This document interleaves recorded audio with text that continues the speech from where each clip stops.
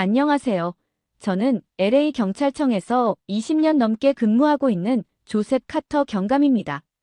경찰로서 수많은 사건과 다양한 사람들을 만나왔지만 최근 LA 산불은 제 경력에서 가장 충격적이고 잊을 수 없는 사건 중 하나로 남아 있습니다. 오늘은 제가 직접 목격한 LA 산불 대피소와 그 주변에서 벌어진 사건들, 그리고 그 과정에서 드러난 인간의 본성과 민족 간의 차이에 대해 이야기하려 합니다. 2025년 1월, LA 지역은 역사상 가장 큰 산불 중 하나로 인해 초토화되었습니다. 산불은 예상을 뛰어넘는 속도로 퍼졌고, 불길은 도시 경계선을 넘으며 팰리세이즈와 인근 지역을 완전히 삼켜버렸습니다. 수만 명의 주민들이 집을 잃고 대피소로 몰려들었으며 상황은 하루가 다르게 악화되고 있었습니다. 제가 가장 먼저 도착한 현장은 정말 전쟁터 같았습니다. 시커먼 연기가 하늘을 완전히 뒤덮고 있었고 그 안에서 필사적으로 빠져나온 사람들은 하나같이 공포에 질린 얼굴이었습니다. 어떤 이들은 아직도 몸이 떨리고 있었고 아이들은 부모를 붙잡고 울음을 멈추지 못했습니다. 거리를 따라가며 눈에 들어온 건 불에 타버린 집과 자동차, 그리고 그 사이에서 간신히 살아남아 잿더미 위를 헤매는 사람들의 모습이었습니다. 팰리세이즈와 그 주변 지역은 말 그대로 초토화되어 있었습니다. 불길이 삼켜버린 면적은 약 30만 에이커, 그러니까 약 1200km제곱미터에 달한다고 했습니다. 그 크기가 얼마나 크냐고요? 한국 여의도의 약 35배 크기 정도라면 이해가 되실 겁니다. 길을 따라가면서 보이는 모든 것이 검게 그을려 있었습니다. 창문이 깨지고 뼈대만 남은 집들, 한때 사람들의 웃음소리가 들렸을 법한 마을들이 이제는 완전히 사라져버렸습니다. 대피소에 도착한 사람들은 몸만 간신히 빠져나온 경우가 대부분이었습니다. 한 할머니는 제가 말을 걸기도 전에 조용히 말했습니다. 그냥 너무 빨리 번졌어요. 아무것도 가져올 수 없었어요. 신발조차도요. 그녀의 발은 그을리고 벗겨져 있었고 딸이 담요를 덮어주는 모습을 보며 더 이상 말을 잇지 못했습니다. 소방대원 한 명과 잠깐 이야기를 나눌 기회가 있었는데 그는 저에게 이렇게 말했습니다. 카터 경감님, 이건 그냥 산불이 아니에요. 사람들의 집뿐만 아니라 삶 자체를 태워버린 겁니다. 그의 눈은 밤샘 진화 작업으로 피곤에 찌들어 있었지만 목소리만큼은 절박함이 느껴졌습니다. 제가 본 피해 규모는 단순한 숫자로 설명할 수 없는 것이었습니다. 1만 2천 채 이상의 집이 소실되었고 수백 명이 대피소에 몰려들었습니다. 사람들은 집을 잃었지만 그들이 잃은 것은 단지 물건이 아니었습니다. 기억, 안정감, 그리고 가족과 함께했던 삶의 터전이 한순간에 사라져버린 것이었습니다. 다행히 강풍의 위력이 예상보다 약해졌다는 관측이 나왔습니다. 한숨 돌릴 수 있다는 말이었죠. 소방대원들과 저희 경찰들은 그 소식에 잠시 안도했지만 모두가 알고 있었습니다. 이게 끝난 게 아니라는 걸요. 산불은 한 고비를 넘겼지만 진짜 문제는 그 이후에 시작됐습니다. 불길이 지나간 지역을 다시 둘러보니 잿더미가 된 집들 사이로 주민들이 조용히 서 있는 모습이 보였습니다. 그들은 한참 동안 그 자리에 서서 아무 말도 하지 않았습니다. 아마 무엇부터 시작해야 할지조차 알 수 없었을 겁니다. 저는 그중 한 가족에게 다가가 말을 걸었지만 돌아온 대답은 짧고 단순했습니다. 다 타버렸어요. 아무것도 남지 않았습니다. 그 말을 들으며 저는 이 사람들에게 다시 시작할 힘이 남아있을지 걱정이 앞섰습니다. 대피소에서 지내는 사람들의 상황도 쉽지 않았습니다. 기부센터에서 받은 옷을 입고 간이 침대 위에서 생활하는 그들은 여전히 충격에서 벗어나지 못한 듯 보였습니다. 한 아이가 제게 다가와 물었습니다. 우리 집은 언제 돌아갈 수 있어요? 저는 뭐라고 대답해야 할지 몰랐습니다. 그 아이의 집은 이미 완전히 사라진 상태였고 돌아갈 곳은 없었습니다. 대신 그저 금방 좋아질 거야, 괜찮아질 거야 라는 말밖에 할 수 없었습니다. 하지만 제 스스로도 그 말을 믿지 못하고 있었습니다. 심지어 이런 극한의 상황에서 더 끔찍한 일들이 벌어지기 시작했습니다. 불길이 진정되기도 전에 재난을 틈타 자신의 이익만을 챙기려는 사람들이 나타난 겁니다. 저는 대피소와 소방대원들이 분주하게 움직이는 와중에도 빈집 강도와 약탈 신고를 처리해야 했습니다. 불에 타서 형체만 남은 집들 사이를 돌아다니며 강도들이 남은 귀중품을 훔쳐가는 장면을 목격했을 때 분노와 허탈감이 동시에 밀려왔습니다. 가장 충격적이었던 건 어떤 이들이 소방대원의 복장을 하고 이런 행동을 이어간다는 사실이었습니다. 하루는 소방복을 입은 한 무리가 불길이 진화된 지역을 돌아다닌다는 신고를 받았습니다. 처음에는 저도 그들을 동료 소방관으로 생각했지만 가까이 다가가 그들의 행동을 지켜보면서 이상함을 느꼈습니다. 그들은 소방 장비를 이용해 잿더미 속에서 귀중품을 찾고 있었던 겁니다. 제가 다가가 신분을 확인하려 하자 그들은 갑자기 모든 것을 내려놓고 도망치기 시작했습니다. 뒤쫓아 몇 명을 붙잡을 수 있었지만 그들의 태도는 뻔뻔했습니다. 우리는 단지 버려진 걸 가져가려던 것뿐이다라고 말하며 자신들의 행동을 정당화하려 했습니다. 하지만 이런 변명은 통하지 않았습니다. 실제로 이번 산불 이후 LA 일대에서 강도와 약탈 등의 혐의로 100여 명 이상이 체포되었습니다. 저희 경찰청에는 매일같이 빈집 강도와 약탈 관련 신고가 접수되고 있었고 그 숫자는 줄어들 기미가 보이지 않았습니다. 한 번은 신고를 받고 달려간 집에서 강도들이 남긴 흔적을 보며 한 주민이 절망적인 목소리로 말했습니다. 불길이 저희 집을 태워버린 것도 모자라 이제는 남은 자네마저도 이들에게 빼앗기고 있어요. 제발 이런 일을 막아주세요. 그녀의 눈물 어린 호소는 제게 이 사건의 심각성을 더욱 실감하게 했습니다. 이러한 약탈은 단지 물질적인 손실에 그치지 않았습니다. 이재민들은 산불로 집을 잃은 것도 모자라 자신들의 삶의 터전과 마지막 남은 희망조차도 빼앗기고 있다는 두려움에 떨고 있었습니다. 신고를 받고 현장을 조사하다 보면 범인들이 노린 물건들은 단순히 가치 있는 물품뿐만 아니라 가족의 추억이 담긴 소중한 유품일 때가 많았습니다.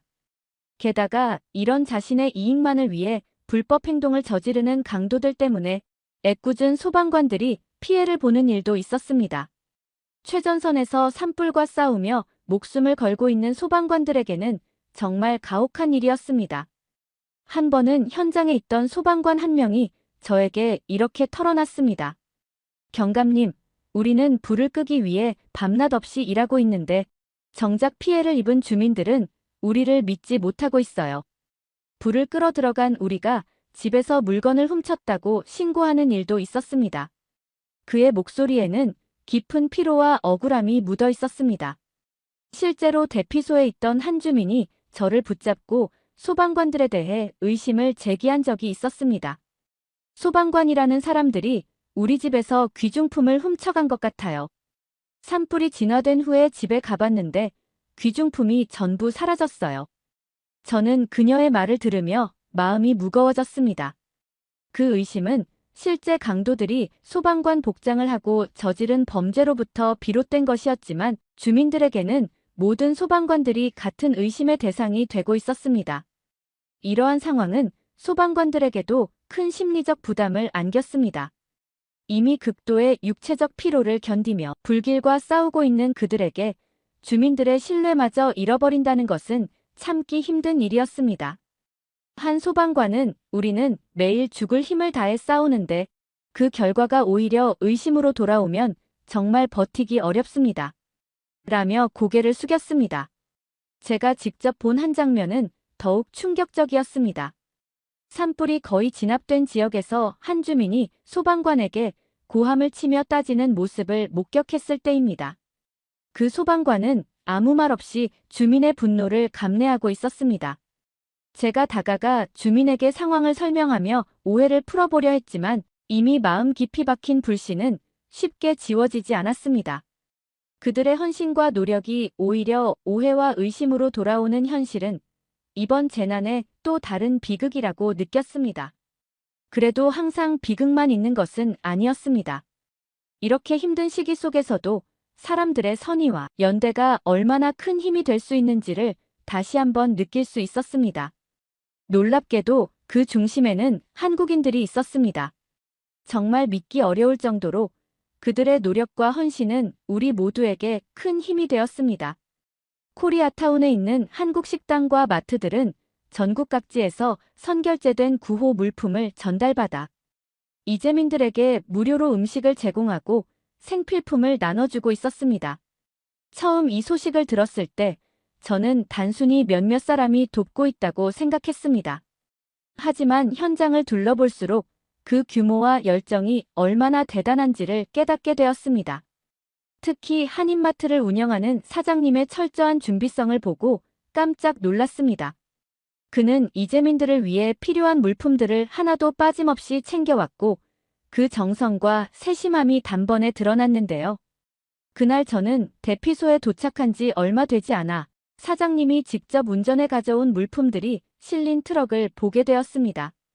트럭 안에는 쌀, 즉석밥, 라면, 통조림, 생수 같은 기본적인 식료품부터 기저귀와 여성 위생용품, 담요, 심지어 휴대폰 충전기 같은 세세한 물품들까지 빼곡히 쌓여 있었습니다. 트럭 문을 여는 순간 사람들의 얼굴에 비친 놀라움과 안도감이 동시에 느껴졌습니다. 한국인 사장님은 내려서 차에서 박스를 하나씩 꺼내기 시작했습니다. 이건 금방 데워 먹을 수 있는 즉석밥이고요. 저쪽 박스는 아이들이 먹을 간식입니다. 그는 박스를 하나씩 내리면서 각 물품의 용도를 설명해 주었습니다. 이건 라면인데 국물이 있으니 따뜻하게 먹기에 좋을 겁니다. 그리고 이건 통조림이에요. 차가운 상태로도 먹을 수 있어서 금방 드실 수 있을 겁니다. 그의 설명은 물품 하나하나가 단순한 물건이 아니라 이재민들에게 꼭 필요한 도움이 된다는 것을 실감하게 했습니다. 그는 특히 생수를 가리키며 말했습니다. 산불 때문에 물도 오염됐다는 얘기를 듣고 최대한 많은 생수를 가져오려고 했어요. 아이들한테는 깨끗한 물이 제일 중요하잖아요. 그는 이미 땀으로 젖은 셔츠를 닦아가며 생수를 옮기기 시작했지만 그의 얼굴에는 피곤한 기색 대신 작은 미소가 떠올라 있었습니다. 사장님이 준비한 물품 중 가장 놀라웠던 건 휴대용 가스버너와 간단한 조리도구들이었습니다. 이런 게 있으면 금방 따뜻한 음식을 준비할 수 있지 않을까요? 그의 세심한 배려는 단순히 생존을 위한 물품을 넘어서 이재민들에게 조금이라도 일상의 편안함을 주려는 의도에서 나온 것이 분명했습니다. 대피소에 물품을 나르고 정리하는 동안 사장님은 심지어 자주 멈춰서서 물품을 받는 사람들과 짧게 이야기를 나누곤 했는데요. 필요한 게 더 있으면 언제든 말씀하세요. 저희 가게에 있는 건 뭐든 가져올게요. 그는 사람들이 필요한 물건을 말하면 휴대폰에 적으며 추가로 어떤 물품을 준비해야 할지 바로 고민하는 모습이었습니다. 심지어 몇몇 한인 사업가들은 자신의 생업을 멈추고 자원봉사에 나선 분들도 있었습니다. 그중 한 분은 대형 식당을 운영하시던 사장님이셨는데 이재민들에게 조금이라도 힘이 되고 싶다는 마음으로 장사를 잠시 접고 식당에서 일하던 모든 직원들과 함께 푸드트럭을 몰고 대피소로 오셨습니다. 푸드트럭에서는 고소한 냄새가 진동하고 있었습니다. 그날의 메뉴는 따뜻한 제육볶음과 함께 곁들일 밥이었는데 커다란 철판 위에서는 제육볶음이 자글자글 익어가고 있었고 빨간 양념이 고기와 어우러져 윤기가 자르르 흘렀습니다. 사장님은 고기를 볶으며 말했습니다. 이재민 분들이 배불리 드시고 다시 힘을 내셨으면 좋겠어요. 고기도 넉넉히 넣었으니 든든할 겁니다. 라며 그는 프라이팬을 흔들며 고기와 양념을 정성껏 볶고 있었습니다. 음식이 완성되고 도시락에 담겨 이재민들에게 전달되자 처음에는 다소 낯설어하는 반응도 있었습니다. 한 이재민은 조심스럽게 포크로 한 점을 집어 입에 넣었습니다. 그리고 몇 초 뒤 놀란 표정으로 주변 사람들에게 말했습니다. 맛있어요.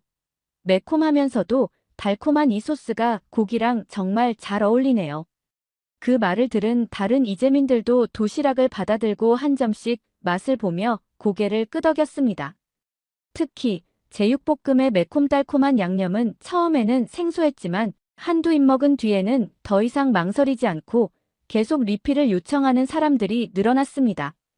대피소의 사람들은 모든 것을 잃은 듯 힘없이 보였지만 제육볶음을 먹으며 작은 미소를 짓기 시작했습니다. 이 음식 덕분에 잠깐이라도 좋은 기분을 느낄 수 있었어요. 라며 감사의 말을 전했습니다. 음식을 먹는 이재민들의 표정이 조금씩 밝아지는 것을 보며 삶의 터전을 잃고 절망에 빠졌던 이들이 다시 희망을 품는 듯한 순간이었습니다. 또 다른 날에는 간편하지만 영양가 높은 김밥을 직접 말아서 제공하기도 했는데요. 한국인 사장님은 대피소에 있는 분들이 손쉽게 드실 수 있는 음식을 고민했다고 하시면서 김밥은 한 손으로도 먹기 좋고 안에 채소와 단백질을 넣어 균형 잡힌 식사를 할 수 있다고 말했습니다. 그는 이재민들의 건강까지 고려하며 단무지, 오이, 당근, 달걀, 그리고 햄을 정성스럽게 채 썰어 준비하고 있었습니다. 식당 한편에는 김밥을 싸는 자원봉사자들이 줄지어 앉아 빠르게 김밥을 말고 있었고 그 광경은 마치 긴급한 현장 조율이 이루어지는 것 같았습니다. 사람들은 처음에는 김밥이 낯설어 보였는지 조심스럽게 손을 내밀었습니다. 하지만 한두 입 먹은 뒤에는 그 반응이 완전히 달라졌습니다. 이게 김밥이라는 거군요. 채소와 밥이 같이 들어있어서 정말 맛있네요. 라며 감탄하는 목소리가 곳곳에서 들렸습니다. 한 어머니는 아이에게 김밥 한 줄을 건네며 이건 내가 손으로 들고 먹어도 돼.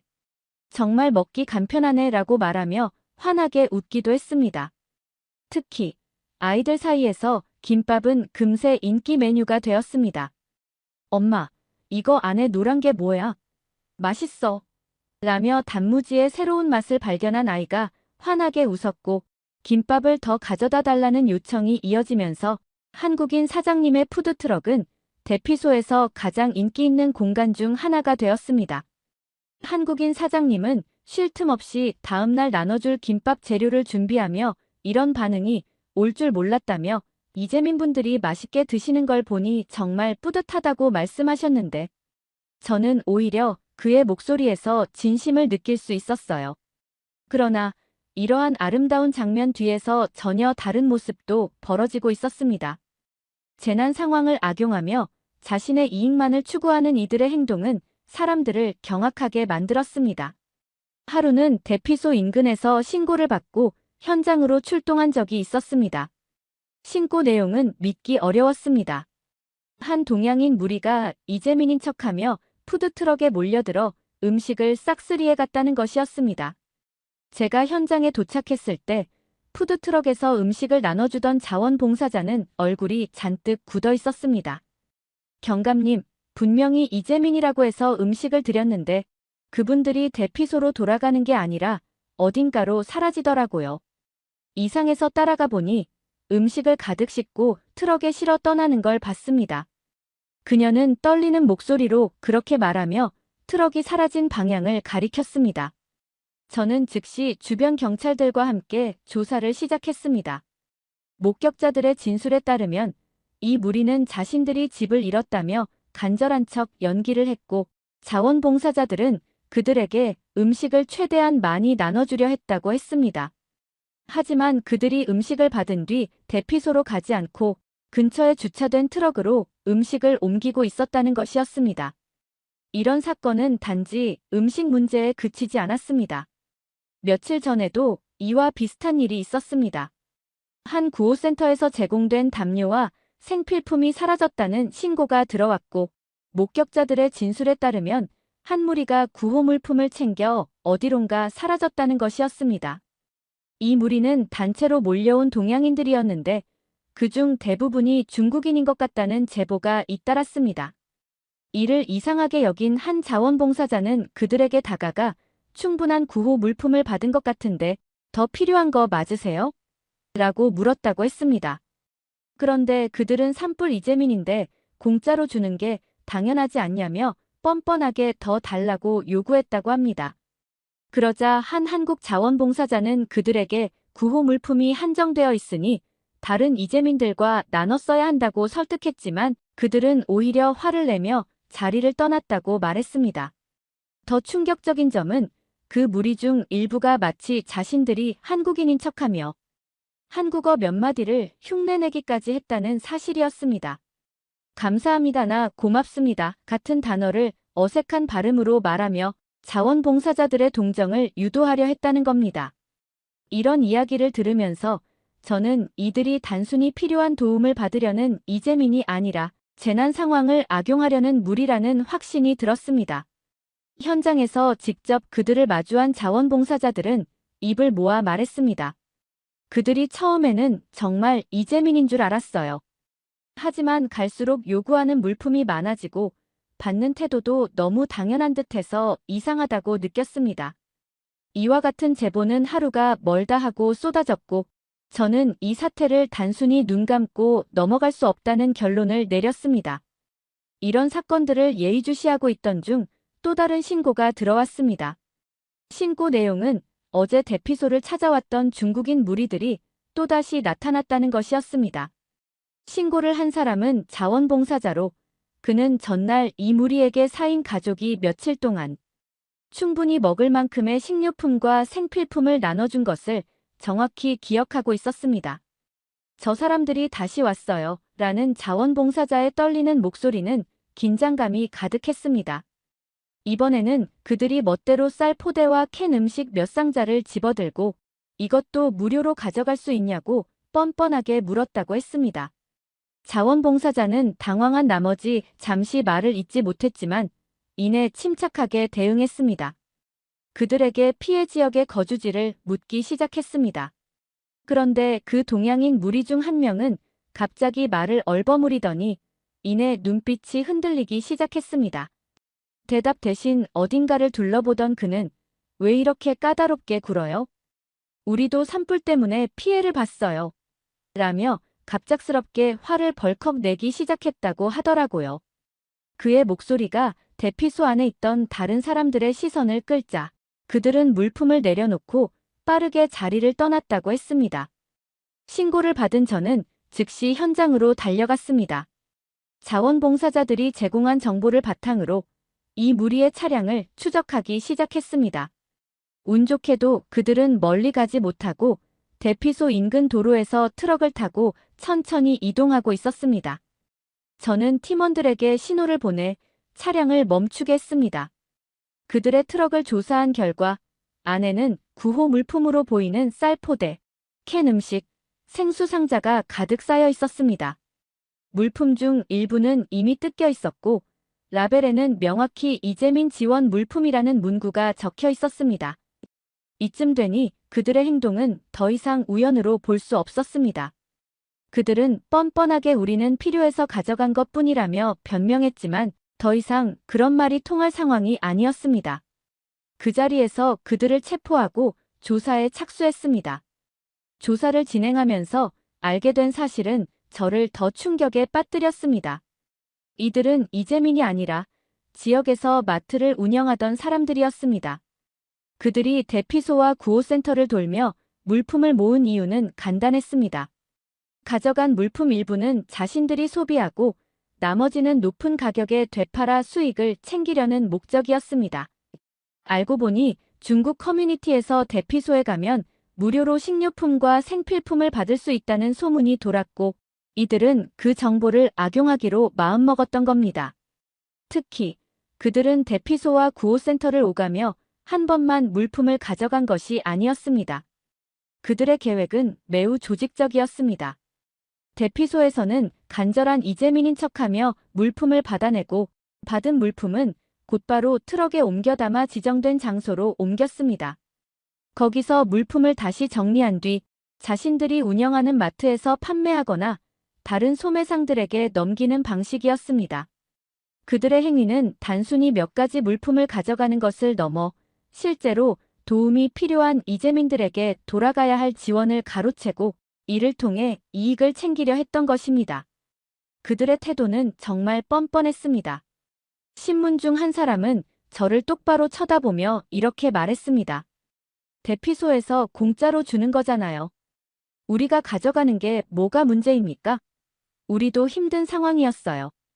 그의 목소리에는 진정한 후회나 반성이 전혀 담겨 있지 않았습니다. 그저 변명을 늘어놓으며 자신의 행동을 정당화하려고만 했습니다.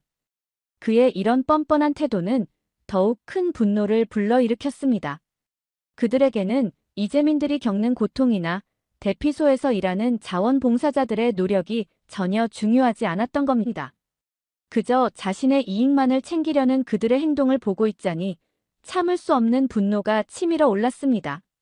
저는 대피소에서 한국인 자원봉사자들이 보여줬던 선행과 따뜻한 마음에 깊이 감동했던 순간들을 떠올렸습니다. 한인 마트 사장님이 자신의 시간을 쪼개어 직접 물품을 나르고 자원봉사자들이 밤낮 없이 김밥을 싸며 이재민들에게 작은 위로라도 전하려던 그 노력들 말입니다. 그런데 이런 진심과 선의를 중국인 무리들의 추악한 행동이 한순간에 짓밟아버렸습니다. 그들은 간절히 도움을 기다리는 이재민들의 몫을 빼앗고도 아무런 죄책감 없이 웃으며 물품을 챙겨갔습니다. 심지어 다른 사람들의 동정을 얻기 위해 한국인인 척까지 했다는 이야기를 들었을 때는 그들의 행동이 단순한 탐욕을 넘어선 것이라는 생각이 들었습니다. 그것은 분명히 의도적이고 악랄한 행동이었습니다. 이런 행동은 단순히 몇 가지 물품을 훔쳐가는 문제가 아니었습니다. 그것은 대피소라는 공간이 가진 의미, 사람들을 돕기 위해 마련된 구호 활동의 근본적인 가치를 무너뜨리는 일이었습니다. 무엇보다 한국인들의 선행으로 겨우 희망을 품고 있던 이재민들에게는 또 다른 상처를 남기는 결과를 초래했습니다. 그들의 행동을 비난하지 않을 수 없었습니다. 이런 재난 상황 속에서조차 남의 고통을 이용해 자신의 이익만을 챙기려는 그들의 모습은 인간으로서 가져야 할 최소한의 양심조차 저버린 행위니까요. 이번 산불과 대피소에서의 일들은 제게 잊을 수 없는 흔적을 남겼습니다. 재난은 사람들의 본성을 가장 적나라하게 드러내는 무대였습니다. 누군가는 자신의 이익만을 위해 행동했지만 또 누군가는 끝까지 남을 돕기 위해 헌신했습니다. 특히 한국인들의 따뜻한 마음과 행동은 제가 이 일을 기억하며 살아가야 할 이유를 만들어주었습니다. 이런 이야기는 꼭 세상에 알려야 한다고 믿습니다. 누군가는 알아야 하고 누군가는 기억해야 하니까요. 오늘의 사연 어떻게 들으셨나요?